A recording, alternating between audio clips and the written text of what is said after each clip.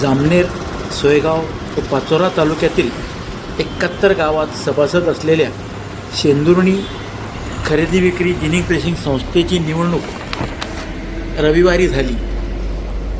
या निवडणुकीत जलसंपदा मंत्री गिरीश महाजन व संजयदादा गरुड यांच्या शेतकरी पॅनलचे सर्व 16 उमेदवार विजयी झाले.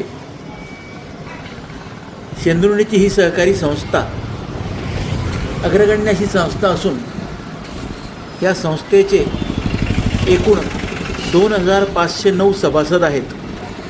या 2509 पैकी 1970 मतदारांनी आपल्या मतदानाचा हक्क बजावला. शेंदुर्णी येथील सर्वच सहकारी संस्थांवर संजयदादा गरुड यांचे पूर्वीपासूनच वर्चस्व आहे. या निवडणुकीच्या निमित्ताने पुन्हा त्यांनी एकदा आपले वर्चस्व सिद्ध केले आहे. त्यांच्या विरोधात राष्ट्रवादी शरद पवार पक्षाचे दिलीप खोडपे व दिगंबर पाटील यांच्या नेतृत्वाखालील पॅनलने चुरशीची लढत दिली.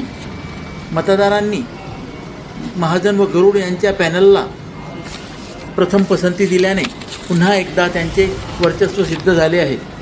नजीकच्या काळात जामनेर येथील जिनिंग प्रेसिंग संस्थेची निवडणूक होऊ घातली आहे. या निवडणुकीवर शेंदुर्णी येथील निवडणुकीचा काय परिणाम होतो हे पाहणे रंजक ठरेल.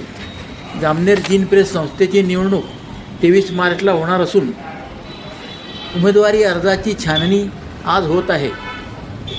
15 दिवस म्हणजे 11 मार्चपर्यंत अर्ज माघारी घेण्याची मुदत असल्याने माघारीनंतरच लढतीचे चित्र स्पष्ट होईल.